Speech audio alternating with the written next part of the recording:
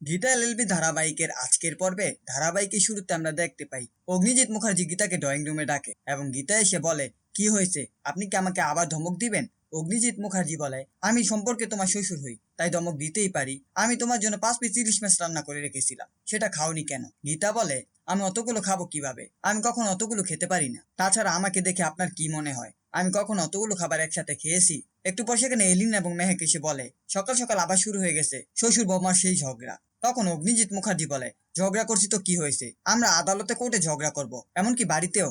আর তাছাড়া আমি তো আমার পুত্রবধূর সাথে ঝগড়া করি। শ্বশুরের কথা শুনে গীতা বলে, হ্যাঁ, আপনি তো আদালতে কোর্টে গিয়ে মেয়ে মানুষের মতো শিখে গেছেন, এই জন্যই তো বাড়িতে এসে আমার সাথে ঝগড়া করছে। অবশ্য আমি ঝগড়া করতে পারি না। শ্বশুর বলে, আল বাদ করবো, আমি তো অন্য কারোর সাথে ঝগড়া করতে যাইনি। অন্যদিকে স্বস্তিক এসে বলে, একটা বিষয় কিন্তু আমাকে খুব ভাবাচ্ছে, প্রোগ্রামের এতগুলো টিকিট 1 ঘন্টায় বিক্রি হয়ে গেল, এটা কেমন একটা অদ্ভুত বিষয় না? স্বস্তিকের কথা শুনে সবাই একটু চুপ হয়ে যায়। তখন গীতা বলে, এসব কিছু হবে না, সবকিছু ঠিক হবে, দেখে নিও। এদিকে ঈশার মা মনে মনে ভাবে, হ্যাঁ, তা তো বিক্রি হবেই, সব টিকিট তো বিষ্ণুদেব কিনে নিয়েছে। তাছাড়া ওই প্রোগ্রামে কোনো লোক আসবে না, শুধু গীতা নাচবে আর বিষ্ণুদেব দেখবে। পরের পার্টে আমরা বিষ্ণুদেবের গানের স্টুডিওতে কাবিয়াকে দেখতে পাই। সেখানে কাবিয়া বিষ্ণুদেবকে বলে, আমি মুখার্জি বাড়িতে কনিষেজে যাওয়ার পরও সাজনাতলা থেকে ফেরত আসতে হয়েছে, তাই আমি স্বস্তিককে ঘৃণা করি, গীতাকে ঘৃণা করি, এমনকি অগ্নিজিৎ মুখার্জিকে। বিষ্ণুদেব বলে, আমি কিন্তু গীতাকে ভালোবাসি। কাবিয়া বলে, সেটা তো আমি খুব ভালো করেই জানি, স্বস্তিককে আমি অনেক ভালোবাসতাম, কিন্তু কখনো পাইনি, তাই যদি স্বস্তিক আমার না হয় তাহলে কার হতে দেব না। আমি গীতাকে বোঝাতে চাই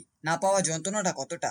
এদিকে বিষ্ণুদেব শুধু বারবার জিজ্ঞেস করে চলেছে, আসলে আপনি কি চান, কেন এসেছেন এখানে? তখন কাবিয়া বলে, আমি মুখার্জি বাড়ির বিনাশ চাই, আমি শেষ করে দেব মুখার্জি বাড়িকে। আমি অন্তঃসত্ত্বা মহিলার কোনো ক্ষতি করতে চাই না, তবে যখন হসপিটালে বেডে থাকবে গীতা, তখন আমি ওকে শেষ করে দেব। আমি ভালোবাসি স্বস্তিক আর আপনি তাকে। পরবর্তী সিনে আমাদের মুখার্জি বাড়িতে দেখানো হয় মেঘ এবং ইলিং গীতার জন্য চুরমুর নিয়ে আসে। সেটা দেখে অগ্নিজিৎ মুখার্জি বলে, আমি তোমার জন্য ইলিশ মাছ রেখেছি, আর তুমি এখানে চুরমুর খাবে, তাও বাইরের খাবার। গীতা, তুমি চুরমুর খাবে না, পরে যদি শরীর খারাপ হয়। তখন গীতা বলে, আপনি তো কখনো মা হননি, তাই বুঝবেন না, এখন আমার শুধু টক খেতে ইচ্ছে করছে। এদিকে রাকা এসে বলে, কাঁচা মিঠা আম করা হয়েছে আপনার বৌমার জন্য, এখন সে নাকি ফুচকা, চুরমুর এবং কাঁচা মিঠা আম এইসব খাবে। কিছুক্ষণ পর আমরা মুখার্জি বাড়িতে কাবিয়াকে দেখতে পাই। কাবিয়া ফলের ঝুড়ি নিয়ে গীতার সামনে দাঁড়ালে গীতা জিজ্ঞেস করে, তুমি এখানে কেন এসেছো, এ বাড়িতে তোমার কি দরকার? তখন কাবিয়া বলে, আসলে আমি কাউকে কখনো কাছ থেকে বাবা হতে দেখিনি তো, তাই শুনেছি তুমি স্বস্তিকের সন্তানের মা হতে চলেছো, তাই তোমাকে দেখতে আসলাম। আসলে তোমার জায়গা আমার থাকার কথা ছিল, কিন্তু সেটা তো আর ভাগ্যে ছিল না, তাই আমি সবসময় তোমার সাথে থাকতে চাই। কাবিয়ার কথা শুনে অগ্নিজিৎ মুখার্জি এবং রাকা বলে,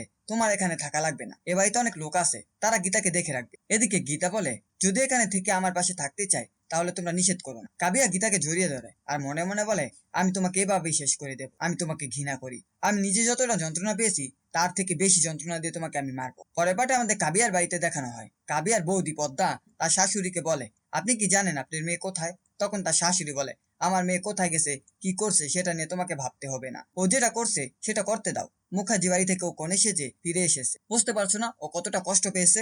ওকে বাধা দিও না, ও যেটা করতে চাইছে সেটা করতে দাও। তখন পদ্মা বলে, সেটা আমি কখনোই হতে দেব না, আপনার মেয়ে যেখানে যাবে সেখানে সবকিছু শেষ করে দেবে। পদ্মার কথা শুনে কাবিয়ার মা বলে, আমি তো ভুলে গিয়েছিলাম তুমি মুখার্জি বাড়ির পরিচিকা। পদ্মা বলে, পরিচিকা? তাহলেও তারা কোনো না কোনো বাড়ির বউ হয়। উকিল দিদিমণিকে মারতে চেয়েছিল, তারপরও উকিল দিদিমণি আমার পাশে ছিল সবসময়। কিছু না বলে তখন কাবিয়ার মা ওখান থেকে চলে যায় এবং পদ্মা গীতাকে ফোন করে বলে, দিদিমণি, কাবিয়ার তোমাদের বাড়িতে গিয়েছে, ওকে তোমার সাথে ঘেঁষতে দিও না, ও কখনোই ভালো হবে না, তুমি খাল কেটে কুমির এনো না। কাবিয়া আজ গিরিগিটির মতো রং পাল্টিয়েছে, কিন্তু চরিত্র পাল্টায়নি, তুমি ওকে বিশ্বাস করো না দিদিমণি। এদিকে গীতা বলে, এসব কি বলছো পদ্মা, কাবিয়া একদম পাল্টে গেছে। গীতার ফোনে কথা শুনে কাবিয়া ফোনটা নিয়ে পদ্মাকে বলে, আমি এখন গীতার সাথেই থাকবো, গীতার পাশে থাকবো। এদিকে পদ্মা বারবার গীতাকে নিষেধ করেই চলেছে, যেন সে কাবিয়াকে নিজের কাছে ঘেঁষতে না দেয়। গীতা কোনো কথাই শোনে না। ফোনটা কাটার পর কাবিয়া গীতার জন্য রান্না করতে যায়। তখন ইলিন গীতাকে বলে, আমারও কাবিয়াকে ভালো মনে হচ্ছে না, তুমি ওর থেকে একটু সাবধানে দেখো। গীতা বলে, দেখছো না কাবিয়া কেমন পাল্টে গেছে, একদম ভেবো না, আমি ঠিক থাকবো। এই ছিল গীতা এলএলবি ধারাবাহিকের আজকের আপডেট। ভিডিওটি ভালো লাগলে চ্যানেলটিকে সাবস্ক্রাইব করে